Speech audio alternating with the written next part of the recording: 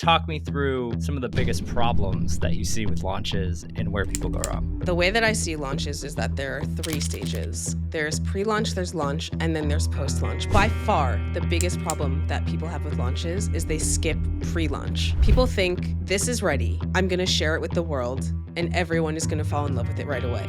But nobody except for you or the people at your company, if we're talking about in-house, know that you've been doing anything really cool behind the scenes. Think about movies. You get hit with movie trailers like a year in advance. You get a preview everywhere you go. There's billboards, there's signs coming summer 2026. You'll see things literally up to a year in advance. And the reason why they do that is that they know that they need to build momentum so that on day one, you are in the theater or you're planning on going to it opening weekend. And opening weekend sales are generally huge because they do such a good job of helping you prepare for this moment. And I would imagine these are things you can do on every channel. Launching things on social only is never good. Every single time I've launched anything, I'm significantly more successful when I launch it on. Hey friend, welcome to this week's episode of Distribution First. Excited to have my friend Erica back with us. And today we are going to talk all things launches because let's be honest, even as marketers, most of us suck at launching things. So Erica, welcome to the show. Hey, thanks for having me back. It's good to be here. Last time I was on your show, I think I was still at my parents' house without a microphone. And it was just, not like my background has gotten much better, but at least my sound has. So that's exciting. That's right. Absolutely. That's all anybody cares about. Exactly. Well, awesome. So for anybody who doesn't know, Erica has successfully launched many products with probably close to 2,000 total people in these products, maybe even more, well over, probably 100,000, 200,000 in revenue and all of these things that you've launched. So I thought it'd be really fun to have you come on, not only as a solopreneur and people who want to launch things on their own, but also somebody who's worked at a company and done product launches and all of those things as well. And just kind of talk through where the pitfalls are for launching things. I've talked to multiple people just in the last week inside of the Distribution First membership, and both of them are launching new things. And each time I've talked to them, I'm here's some of the things I've learned from Erica. So I'm super excited to have you on Nice. and be able to talk through some of the stuff. So to start, maybe talk me through some of the biggest problems that you see with launches and where people go wrong. Okay. So by far, the biggest problem that people have with launches is they skip pre-launch. People think, this is ready, I'm going to share it with the world, and everyone is going to fall in love with it right away. Obviously, because it's the best. But nobody except for you or the people at your company, if we're talking about in-house, know that you've been doing anything really cool behind the scenes. So if you hit them with your excitement that you've been building up for months or however long you've been working on this thing, and they aren't with you, they can't meet you because they don't have the same anticipation, of course they're not going to just jump on the bandwagon the way that you want them to. So instead, my go-to line here, I'm such a broken record if anyone's ever heard me say this before, but think about movies. You get hit with movie trailers a year in advance. Mm-hmm. You get a preview everywhere you go. There's billboards, there's signs coming summer 2026. You'll see things literally up to a year in advance. And the reason why they do that is that they know that they need to build momentum so that on day one, you are in the theater or you're planning on going to it opening weekend. And opening weekend sales are generally huge because they do such a good job of helping you prepare for this moment. That's really good. Why the hell do we expect that we can launch things into the market without that? Movies are giving you a year. Come on. I love saying that to people because everyone's just oh yeah.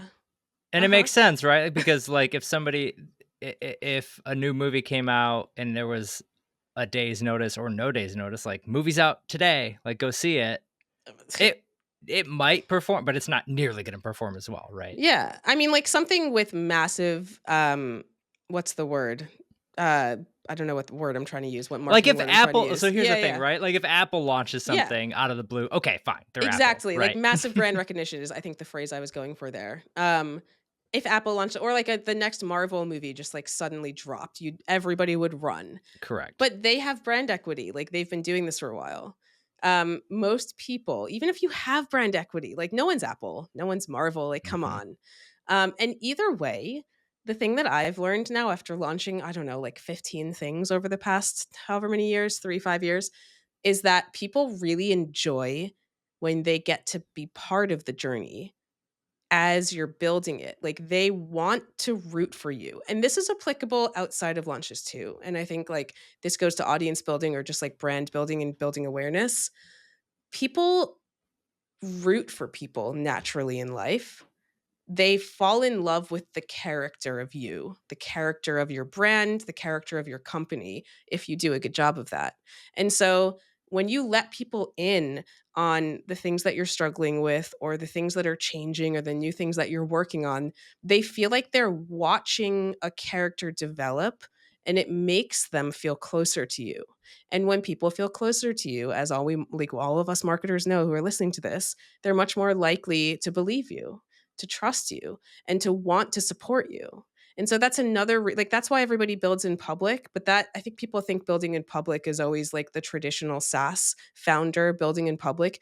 I believe that journeying in public is what you have to do when it comes to launching, and it's the same effect. People are want You have to let people in to root for you so that Mm. when you drop a thing, most of them are buying it not just because they want the thing, but because they've been following your journey and they want to support the thing because they want to support you. Remember, brands are people, we are people, the people we're selling to are people. Like it all comes down to the basic fundamentals of like what how do we naturally work in relationships in general. And so yeah, it's just it really blows my mind that people forget that it's as simple as telling someone, I'm really excited about this new thing I'm working on, like, Mm. stay tuned." Like, a simple line like that, you're automatically gonna get people interested in what you're building, and obviously, only a couple percent of the people who are interested are gonna buy, but, like, if you get enough people interested, that's the point, that's it right there. Yeah, it definitely seems like one of those areas. I don't know why. I felt this in for myself. I feel this within companies as well that I've worked with, where it's an oddly satisfying thing to build in silence because there's no risk. Right. Like there's risk to put yourself out there. There's risk to, I mean, especially in the corporate world of saying like, here's where we think we might go. Like that's really risky. What if somebody else comes in and swoops in and can steal our product idea or whatever, right? Like it can Mhm. be kind of risky in those areas. But I think I would guess just if we take purely our marketer hats on, and throw those on, that it's almost impossible to see success otherwise. Right. And also, like, when it comes to getting copied, I mean, I've announced products before months in advance. There are things that other people have products on. Someone else could have come and copied it if they wanted to, but nobody is going to be me or again, if I'm in-house, like my company. And so again, like that's part of the brand equity that you have to build when you're launching things. I'm not just buying this because it's quote unquote the best. There's always going to be something better if you're doing the comparison game, right? It's because I'm invested in your brand in general. I like you. I think you're funny. I think you're interesting. I like your point of view on the problems that you solve. And if this is your solution, then I'm interested in that because I'm interested in you. So like I mean I'm not really in the SaaS world anymore, but so I understand that there is that risk, but I think the rewards outweigh it in most Mm-hmm. cases. I think probably so. What are some of those ways that for somebody who's either they've got a new product launch, they've got a new feature launch, they got something they're excited about launching. Maybe it's a new newsletter or something, Mhm. anything, right? What are the ways that somebody can be sort of proactively thinking about doing some of that prep work? Yeah. So just to kind of reset here, the way that I see launches is that there are 3 stages. There's pre-launch, there's launch, and then there's post-launch. Post-launch exists forever until you either relaunch or something new kind of happens, like a new feature or whatever the hell, or a new milestone. Pre-launch is the most important one. Launch is obviously important. You have to do that right as well. And I'll talk about that. But pre-launch is where you start. And so the idea of pre-launch is to build momentum, build anticipation, and get people excited for the thing that's coming, just like the movie trailer. And so actually I did this with Lachey Lewis, if anyone's familiar with her, because she came to me and she was really struggling with relaunching her newsletter. She had let it sit for, I think, a year or 2 years dormant for various mindset reasons. And she wanted to relaunch it. And she wanted to not only relaunch her existing one, she wanted to build a new one for something completely new that she was building. And so the advice I gave her was, look, the first thing that you do is an announcement post. It's a humble announcement post that tells the world all of your fears. Just get it out there. Just don't hide them. Because also, like, humility really is very powerful. And so I said, don't hide it. Don't pretend like it's some polished launch. Go out there and say, I've let my newsletter sit dormant for 2 years. I'm kind of embarrassed about it. But I've decided I'm going to do something about it now. So here's when, right? You start with that humility. And then you tell people just the very, very basic, like, I'm going to be doing a new newsletter about this, this, and that. And I'm so excited. It's not ready yet, but it will be soon. Keep your eyes out for it. I'll be talking about it more. Like, that's step one. Just put it in the world with all the messiness that you're feeling. If you're not feeling messy and you're feeling excited about it, then that post or that piece of content could be something like, I have been thinking about doing this for 5 years and it's time. I've decided that I'm going to finally launch a newsletter about editing. People have been asking me about it.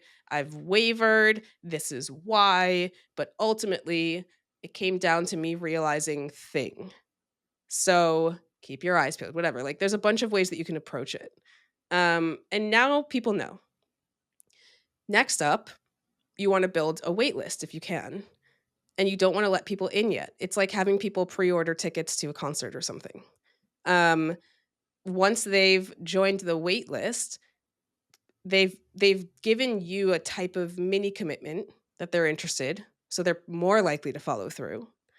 And you obviously capture their email so that you can then hit them with other messaging that they might not get on social. This is getting a bit tactical, but Yeah, launch no, the more tactical, the better. launching things on social only is never good. Like, it every single time I've launched anything, I'm significantly more successful when I launch it on email and social, or just email only sometimes. It's more guaranteed to hit their inbox. People have opted into hearing from you in their inbox, which is like a whole other world of, like, they're actually interested. If they haven't unsubscribed from you yet, that's great because people are totally overwhelmed. And the algorithms are a mess. Like, why would you trust them? I mean, I'm in the middle of a launch right now. I just put a post up 3 hours ago that I think is pretty good. It's got decent impressions, and I've only made, like, 1 sale from the post.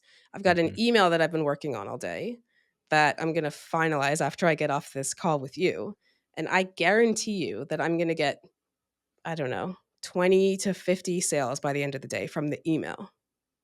And that, because that's just how it works. And maybe people will see the social post and it'll be in their mind, and then they'll get the email and they'll be like, okay, now I'm going to buy. For whatever reason, that is my experience. And that is the experience of most people that I talk to when it comes to launching. So email is definitely stronger. So, quick side note, Yeah. as we build up the pre-launch phase, what are your current sort of best practices, or what are your what's sort of your idea around, like, cool, I need to get emails, what the heck do I do? Like, there's Yeah. so many ways to generate emails. I'm just curious kind of what's been working for you. You mean like lead magnet type Yeah, things? lead magnets, Yeah. webinars, videos, content. I mean, there's a million ways to do it. There's a million ways to do it. It also depends on the platform. This is a weird time. Suddenly, Substack is like the hot new thing. I don't know if you've seen that. Hmm. um, because on Substack, Nick and I are launching a newsletter there about our thing, about how we actually just changing the name. You heard it here first. We're changing it Ooh. from Full Stack Solopreneur to How Solo Scale. We're changing the audience a bit. Anyway, we've got a newsletter there. And I announced the newsletter in my newsletter, which has like 5,000 subscribers, and we only got like 100 people to come over. So, I'm thinking, okay, I can do the tactics, which I would normally do, which I'll go into in a moment, but I don't want to lose my thought here, which is that Substack has this notes feature now where it's kind of like Twitter. And so I've just been like noting um, and it's clicked in the past few days, and I'm getting likes on my notes, and suddenly now we have like 270 subscribers, and a lot of them are new from that. So like that's a tactic on Substack that is interesting at this moment in time. So it was worth mentioning. Mm-hmm. That aside, the way that I grew my newsletter in the first place was a really powerful lead magnet, which was something that I definitely could have sold for a small, like a very low ticket, but I gave it away for free. And I think that if you're going to do a lead magnet like that, where it's like you get one thing, make sure that it's extremely valuable. Mine was called the editing library, and I had 62 edits of real edits I'd made, the reason why I made them, the original and my edit. So, like, that was cool. And it went along with the theme of my newsletter, which was I'll show you how to edit your words and become a better writer. Um, Nick Bennett, my co-founder for Full Stack, which is the name's changing, but I'll get used to that eventually. He doesn't grow his newsletter necessarily, but the only way he hasn't promoted it, but the way that he grows it, even though he doesn't send things, which is again a whole other thing. He's got an educational email course, and it's in his LinkedIn, or he sends it to people who have questions like, how do I do this thing? You gotta put your email in to get it, and then you get the 5-day email course. Tons of value in that as well, completely free. A lot of people have turned into clients from him just from that. Um, Other ways to grow your newsletter, I mean, God, there's a million ways. Partner swap, get in front of other people who have newsletters and vice versa. You can uh, God, it's funny. Do you know Chanel Basilio? Have you heard of her? Yes. Yes. She Yes. she just finished doing 30. It was like a mini newsletter that she actually launched on Substack. 30 I've 30 seen days, this. 30 ways to Mm-hmm. grow or something. Um, and she featured my editing library in that. And there's so many interesting tips there, and they're also different. Um, I'm trying to remember I'm trying to remember even one other tip from it right now, but my brain is, like, totally fried. Yeah, I was it's funny, Eric, I was just, reverse engineering her the other day, actually, and Yeah, kinda she's some of the great. stuff she's doing, and so, yeah, it's like 30 days, I 30 think ways to grow your she email in 30 days or something like that, and then she's, like, polling people. It was really cool. Yeah, I think she has all of these kinda live, so, like, you can see what she did. I mean, I know that one of them, is this guy, Ollie, and he gave, like, everything away about how he grew his education business in, like, a 50-page Google Doc, and then he promoted the shit out of it. I mean, I remember seeing this guy as the sponsored thing in, like, every newsletter. I still do. Hmm. Um, and so people go and they read this, and he said that he's grown like by millions of dollars by doing this, which is kind of insane. Um, but I'm just looking here at some of hers. It's the freebie that leads to sales. This increased conversions by I think like 419%. The repurposed content lead magnet, the audience access trade, the internet based sequence, the hand raiser email. I mean, there's tons of tips here. I just think people should all go read this. It's really, Yes. really interesting. She's the tactical queen. I've had success mostly with lead magnets. Mhm. And then of course, like there's the if you're gonna send something on a Sunday, maybe on like a Thursday, say give a little bit away, and then say I'm Mm. gonna answer the questions that I just raised here in my email. So that's a way to do it too. Yeah, it as far as, to bring it back to the launching 'cause it's funny, like, the more you get into it, it's like, "Oh gosh, it feels overwhelming, there's a lot to do." But just to bring it back and simplify, right? Like, the Yeah. goal is to sort of be able to build that owned list, that owned channel that you can use to distribute your content and share it, whether that's launch content or just helpful, valuable content in a newsletter. What once we've sort of let's assume we've got that engine running, Hmm. we've done that first sort of pre-launch step. how long do you view that sort of pre-launch phase? Like you mentioned, Marvel could go 6 months, a year. Yeah. You've said you've launched things kind of months in advance. Like what's your ideal timeline, or maybe there isn't one? Yeah, if you're launching like a cohort or a course, you really don't need more than 6 weeks. I would say that's the average time frame. And that doesn't mean you have to hit people about this every day. It just means 6 weeks before something drops, tell them something's coming. And then you can talk about it in the things you do, maybe as like a little reminder at the bottom or the top of your content that something's coming. And then as you get closer to it actually being out, that's when you want to increase your cadence and talk Hmm, about it more and more. So that's super top of mind. Like you want it to be the only thing you're talking about the week before you launch. I've seen people tell you that they're about to launch something like 3 months in advance. I mean, Justin Welsh is the course guru, and for his, latest course, which he launched last year, I think he told people a full 3 months in advance. And he did the strategy of, if you want to know more and hop on the wait list, then I'm going to send you behind the scenes updates as I go. And he literally asked people for their feedback about what they want in those updates. And he gave himself enough time to actually implement that so that by the time the product came out, it was built a lot by the customers with him, which is a really cool way to get people involved. very cool. I've Very never cool. done it that long though. I think the longest I've ever done is a month.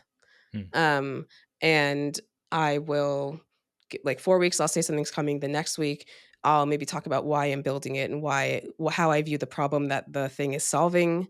And then a week later, I'll share some updates from behind the scenes of how it's going and what it looks like. And then that whole week before, I'll run through problem process proof content, which is my MP3 framework. Okay, you can't just breeze through this, Erica. You got to explain this MP3 framework at least a little bit. Yeah, so it's a framework that Nick and I ideated together, and basically, as a writer who works with people on their content, every time that I tried to get them to distill their thing into pillars, it was a frustration point. There was tension there. They were like, "What if I want to talk about this thing and it's outside of my pillar?" And especially when it comes to personal branding outside of company branding, you have to involve so much of you, or you don't have to, but you can involve so much of you that falls outside of these quote unquote pillars. Um, they were feeling too rigid for people, and I never really used them anyway. So I was talking to Nick about this, and he was like, "Well, there's really only like 3 kinds of content." He just like, Nick experted everywhere. I love the way he thinks, and he was like, "I talk about this, talk about that, talk about that." And then I took my content brain and turned it into a framework and made it sound good, because I can't help myself. Yep. So MP3 is market the problem, market the process, market the proof. And that's really all you need to do with your content ever, whether you're a person or a company. So for market the problem, you're articulating the problem that people have so that they understand how you see the problem.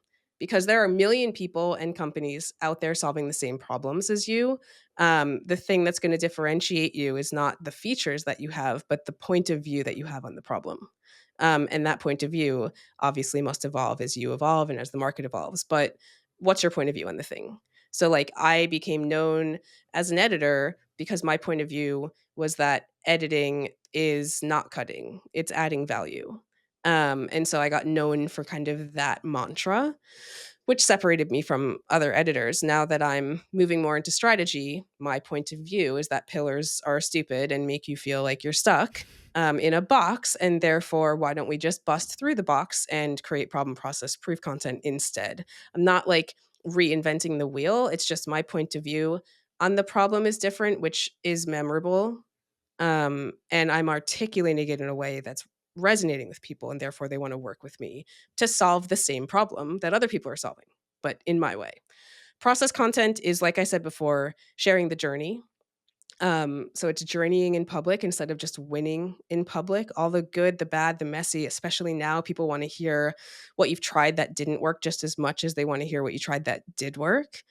And also process things just like, how you onboard clients, like how you came up with your workbook that you take people through, how you like the where you were the moment that you guys discover like realize, oh, this is the best new feature we have to build, whatever that is, that's all process content. So you're articulating the journey so that people can follow the journey, which makes you human. And then proof content, nobody cares if you say that it's the best thing in the world, prove it. So it's really simple. Show me that you actually, what you say works and what you promise me will work. So And yeah, just so is this, are you using that framework throughout pre-launch, launch, and launch phase? I am. So Okay. within each phase, you want to cycle through problem, process, and proof content, and it varies depending on the phase. So obviously, before a thing is live, the proof is not going to be, look, 100 people bought this and look at all the results they're getting. The proof in that stage is going to be more like, I've tested this with like a Mm. couple early people, and this is what they're telling me. This is the transformation they're giving me. So stuff like that. Okay. Yeah, I really like that. Yeah. Okay. So we've touched on pre-launch. What do we have to think about launch? Like it's launch week, It's launch launch week. day. It's What are launch we doing? week. It's a party. Let's go. Launch week is a party. Like you can tell people that a thing is here without shoving it in their face. I know people are like, "Oh, I don't want to make it seem like this is the coolest thing ever." Like it's just a thing. Like, people get imposter syndrome or they feel weird. Um, you have to feel excited about the thing that you created if you want other people to feel excited. Like that's another human thing. Mm-hmm. So I usually have like a very excited, the day is here. It's here. I've been working on this for however long. I'm so excited to share this with you. Like it would mean the world if you checked it out. Just like, what you would say to a human. Um, there's a million different tactics that you can use for products. For example, time bounding it so it's only available for a time frame. You can limit it by access, so only 75 people can get it at this price, and then it goes up. Things like that, like psychological hacks, I suppose. And I've tried all of them, and some work better than others. Um, Real quick, but what's your best one? the bet If you could do one, the what most is it? successful one, I lifted this from Caitlin Borgoyne, who's launched a million things too. Um, Sometimes I do pre-orders, sometimes I don't. I decided to do a pre-order for this one, for the MP3 engine, which is another thing I launched. And I said for 1 day only. So I time bound and limited it by people for 1 day only. The first 75 people that buy it can get it at this price. If you aren't one of these 75 people, it's over. Nobody else gets a discounted price, and it runs out in 24 hours. And then it's stopped, and then in a week everyone can buy it at a regular price. And people told me that they bought it that day at that discounted price because they wanted to be, quote, one of the 75. I sold all Crazy. 75 spots. I made $11,000 in 12 hours. It was insane. That's Like, amazing. what the hell? So that really worked. Yeah, it's crazy. It's amazing. So you touched on it a little bit earlier. So I'm assuming launching is either most likely a few days to a week. You're not going to launch much more than that, right? Right, exactly. Yeah, there's Yeah. only so much that you can be like, "It's here," before people are like, "Okay, whatever, moving on." Yeah. Yeah. And so I think like you mentioned, like there's all these sorts of things. I think having an idea of where you're going to go, when is your launch ending, like having that ready before you even launch, like that's part of the pre-work there. Yep. And then you mentioned post-launch being sort of this end-all be-all until you relaunch. What do you envision a post-launch like Yeah, MP3 framework? You've launched it, it's out. yep. Where does that sit for Erica So, nowadays? it depends on the strategy that you're running. So, sometimes if you're doing a product, especially like a course or a cohort, um, it's over when it's over, like, you missed it. And so if you missed it and you can't buy it again until it's open again, so it's an open close type situation, then the post launch is all about the experiences that people had in the thing so that when it opens again, which ideally it does open again, or else what's the point? um, then they can see how the first round experienced it. We naturally compare ourselves to people. We want to know, did this work for them? And will it work for me? It's the people who buy the first time generally are super consumers or people that are very warm. Yes, you'll get cold people, but generally it's warmer people. And so there's a lot of people that sit on the fence and just wait to see if the thing that you promised is true. A Mm, lot of mhm. times there's a lot of muck out there, and the thing that you promised is not true. And so they want to talk to the people or hear from the people that went through it about their experience, and that will make the decision for them. So share that. And This person, that's back on the proof. it's back on the proof. That's back on the proof. But if you're probleming the post launch, then you would say something like, I built this to solve this problem. And it's really cool how it helped people solve the problem that went through it in this way. Like it's like it's like there's proof kind of in all of the elements of it. Um, but a process one can be a win or a failure. Like, hey, this actually went differently than I expected. Here's what I expected. Here's what actually happened. Here's what I would do differently next time. There's humility in that. And it's interesting Mhm. because it makes you sound real. And people like to see, again, they like to see the journey. And if you're going to make it even better next time, then showing people how you're going to do that is a really interesting way of keeping their attention on something that they didn't click the button on. Yeah, I really like the idea of that. Does it change at all for, say, anything higher ticket? Like, you've got one-on-one consulting, you've It got changes dramatically. this group thing Yeah. with Nick. Like, how do you shift your thinking along those lines as things move up a Yeah. product ladder? So it's completely different. I've had to do so much thinking because I started in product land and now I'm in service land. Um, Generally, when you're launching a service, you only get like one chance to quote unquote launch it. Um, Mm, mhm, and then you have to create moments that feel like a relaunch. So, for example, when Devin Reed left his job, he did, I don't know if anyone else, if it's infamous to me, but he was like, "What up? I finally did it. I left. Hit me up if you want to work with me." And it got like over 1,000 likes and he made like $1 million, right? So like if you're someone who's got the mind share of people, you can just do something as simple as that. I did something too and I got a lot of inbounds, but it was a waste of time because I didn't know what I actually wanted to do yet. mm. So I've launched my service like a million times because I've literally pivoted a million times. I'm still figuring. I mean, I just pivoted again today. I told you I'm changing the name of something. Like people expect that from me now. But let's pretend that you uh, aren't Devin Reed and you don't have a huge audience, or and you want to launch a service. Again, it's very similar with the what I told Lachey to do. You go out there and you say, "Hey, this is what I've been doing, and it's not working for me. So what I've decided to do instead is repackage it like this, or and it's coming soon. Like stay tuned. Or I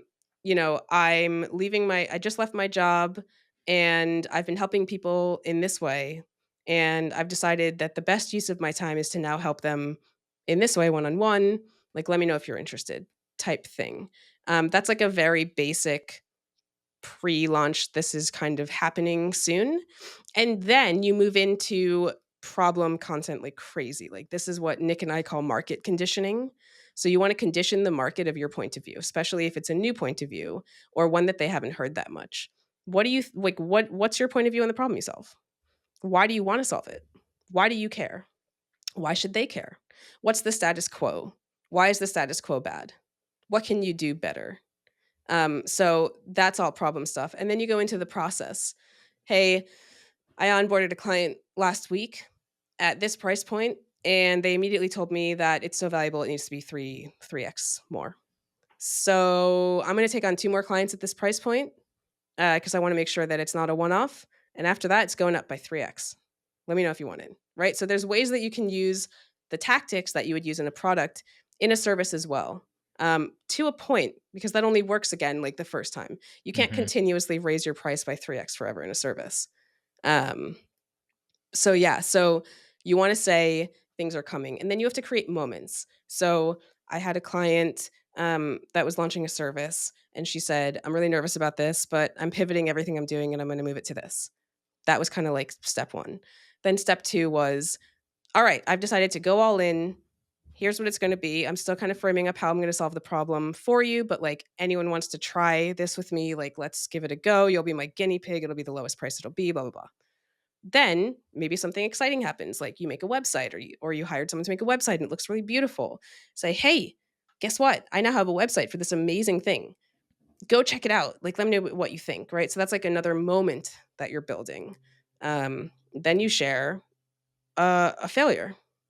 I onboarded a client and I realized that it was the wrong ICP right away.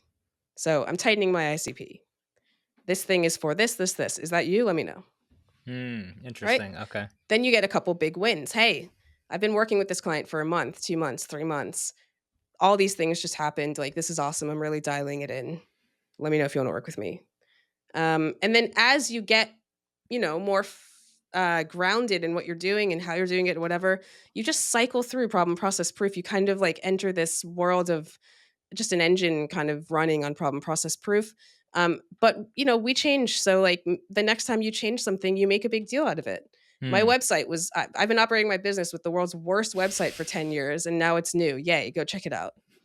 Or, hey, it's been a while since I've like actually introduced myself. I've got new followers. This is what I do. This is why I do it. Go check it out.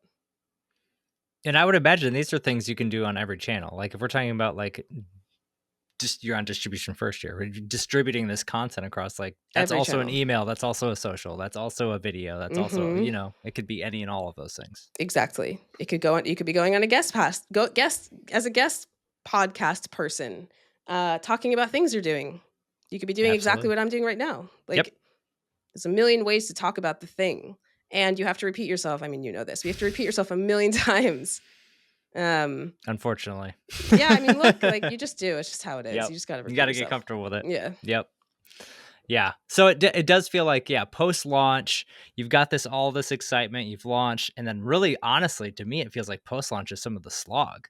Yeah. Like you Post-lunch is gotta hard. you gotta keep that grind going. But I think, tell me if I'm wrong here. There's some interesting ideas of being able to essentially turn those moments into mini launches. Mhm. Essentially, like you're just sort of viewing, if you could view them in that way of like, what's the new thing that was in the membership that I stink at this. Like I Mhm. put new stuff out in the membership every month. I never talk about it. It's like, Yeah. I should probably talk about those things, right? Or like Mhm. doing things that failed inside the membership. Like that's Yeah. all really, really interesting stuff that I'm going to start posting and talking about way more. Good.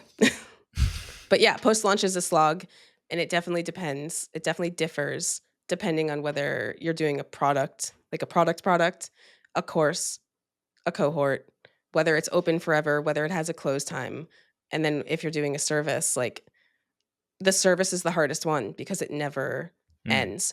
But you do need to just find ways to create those moments. And in my MP3 engine, not to promote it, Please do. but, like, it's a Notion database, so, like, not a lot of people are into that, but if you are into Notion, I've got, like, 100 questions in there, categorized underneath problem process proof so that you can look at it, once a week and just write down all the answers to these questions that are then gonna prompt you for Mm. content that you can just write because you're running an engine, like, you have to keep running the engine, and so that is built more for market conditioning and just, like, endless conditioning. But yeah, I think the biggest takeaway for post launch is find the moments where you can make a big deal out of something. Dude, love it. Super fun. I know we're up against it. So, Erica, this has been a blast. Thank you for coming on. I feel like we'll have to do V2 because there's so much around launches, or There's so maybe much even here. what you're learning as you pivot with Nick. And shoot, maybe I have to have both you guys on. You can talk about how you're pivoting and what you're Yeah, doing. So, yeah. Bring us on. could be super fun. So, Erica, Cool. thanks for coming on, and we'll keep chatting soon. All right. Thanks for having me.